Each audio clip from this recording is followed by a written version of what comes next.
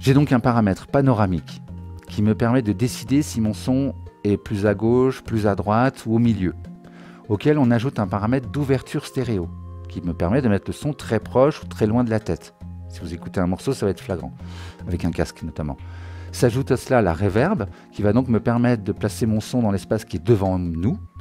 Dans l'exemple sur le schéma, pour placer mon son au niveau du point qui s'appelle 0,2, là, je vais donc mettre le panoramique complètement à gauche. Hein, on est d'accord que le son n'est pas présent du tout à droite, donc là, on l'a mis complètement à gauche. Je vais écarter un tout petit peu l'ouverture stéréo, le width, je vais le mettre à 50%, il est presque au milieu, hein, allez 40 on va dire. Voilà, comme ça il sera un tout petit peu décalé. Et pareil, je vais le mettre un tout petit peu dans les early pour le déplacer devant moi. Un petit peu, il n'est pas non plus tout au fond là, on voit bien, il est très proche. Voilà. Et donc vous voyez qu'effectivement, grâce à tous ces réglages combinés, on va pouvoir placer nos sons dans un espace en 3D, vraiment quoi, devant, sur le côté, etc. etc. D'accord ? Alors oui, je ne vous ai pas parlé des placements derrière la tête et en haut. C'est des choses qu'on peut parfois obtenir, vous allez voir, peut-être en bidouillant, vous allez tomber là-dessus. Là, c'est vraiment des cas particuliers. En plus, c'est vraiment, ça dépend des caractéristiques du son, des réglages qu'on a fait. Donc, c'est pas quelque chose qu'on obtient comme ça facilement, quoi. Mais des fois, effectivement, ça fait cet effet-là. En fait, on écarte et le son, c'est comme s'il il allait derrière ou comme s'il était en haut. Ou, bon, voilà. Alors oui, attention. Attention, je vous en ai parlé un petit peu tout à l'heure, j'ai parlé de hors phase et tout ça. Donc quand on travaille sur le placement des sons, il faut vraiment penser à vérifier vos réglages en mettant un utility en mode mono. Je vous ai montré l'utility, vous avez vu, il y a un bouton mono, vous le mettez en mono, on verra tout ça dans le détail, mais si vous voulez prendre de l'avance, vous mettez en mono et vous le mettez sur votre piste main. Si jamais vous avez fait un réglage d'envoi de reverb un peu trop extrême ou d'écartement stéréo trop extrême, voire les deux en même temps, dans ce cas-là, c'est possible que quand vous allumez l'utility qui met en mono, le son disparaît, ou le volume baisse beaucoup. Là, c'est un choix. Soit vous dites c'est vraiment une espèce de nappe, un son ambiante comme ça, qui n'est pas le son le plus important du morceau, donc tant pis pour les gens qui écoutent en mono, il sera un peu baissé. Ou alors vous dites non, je ne veux pas que mon son disparaisse comme ça dès qu'on écoute en mono, tablette, téléphone, tout ça. Hein. Beaucoup de gens écoutent en mono. Donc du coup, oui, dans ce cas-là, vous allez baisser vos paramètres d'écartement stéréo, vous allez baisser l'envoi dans la reverb, et vous allez voir que votre son va revenir à la normale. Donc vraiment, le mono pour tester les réglages qu'on a fait. Je vous en parle maintenant parce que, en fait, dans les manipulations, j'ai peur d'oublier des choses. Donc comme je voulais que vous ayez vraiment toutes les informations, je me suis dit je vais d'abord faire un dojo d'introduction, et après on fera les manipulations dans le désordre et tout, ça ne sera pas grave.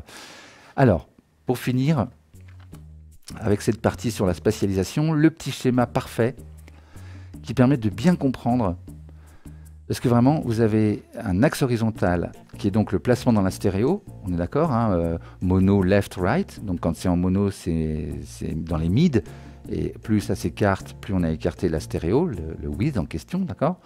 Et sur l'axe vertical vous avez les fréquences. Et vous voyez qu'en fait, on retrouve vraiment ce que je vous disais tout à l'heure. Les instruments graves sont au milieu, donc kick, basse, etc. Alors bien sûr, on a mis aussi les vocales, la voix lead. Quoi qu'il arrive, on la met au milieu, même si elle est aiguë ou grave, peu importe, on met la voix lead au milieu. Vous voyez qu'il y a aussi les claps, les hi-hats, il y aurait la snare, etc. Donc les éléments très importants, on les met au milieu, parce que ce qui est en mono est joué par les deux enceintes. Donc c'est beaucoup plus présent. On peut bouger dans l'espace, on entendra toujours ces éléments-là. Alors que les autres éléments qui vont être écartés dans la stéréo, peut-être qu'il y en a certains qui sont que dans une enceinte de gauche ou l'enceinte de droite, donc ils peuvent un peu plus facilement disparaître si on bouge et tout ça. D'accord ?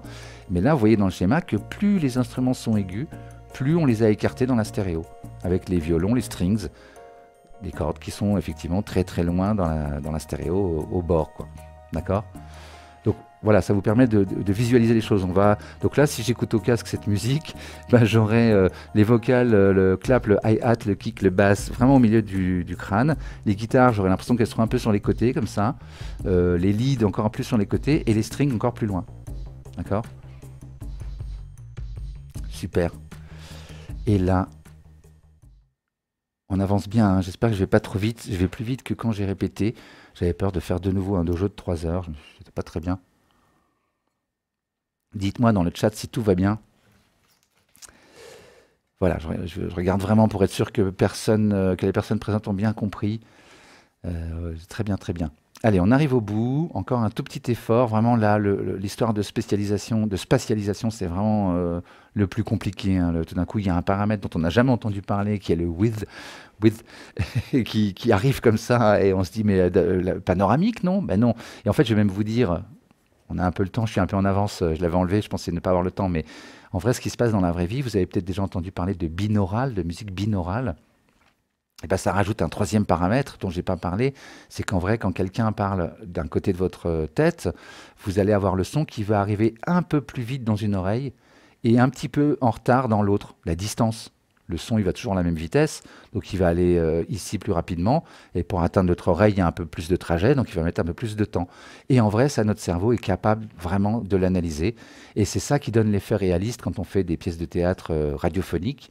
Bah, effectivement, on va créer un petit décalage sur les sons pour respecter le rapport aux oreilles, et du coup, ça donnera les gens qui marchent, par exemple, en binaural, on a l'impression que la personne marche derrière nous ou devant nous, enfin que voilà, c'est dans la pièce dans laquelle on est. Parce qu'effectivement, il y a en plus ces données-là qui sont mises. Pour le mixage, on va pas faire ça, on va pas s'amuser avec ça. On peut, je vous montrerai peut-être un ou deux tips un peu comme ça, mais on va pas faire de la musique binaurale, c'est vraiment particulier, quoi. Mais sachez que c'est ça, c'est qu'effectivement, hein, nous on n'utilise que le panoramique la plupart du temps, mais c'est vraiment c'est un peu pauvre, quoi. En vrai, il y a beaucoup plus qu'un changement de volume dans la vraie vie. Il y a un changement de volume, il y a aussi, enfin voilà, tout ce que je vous ai dit. Allez, on va pas prendre non plus trop de temps.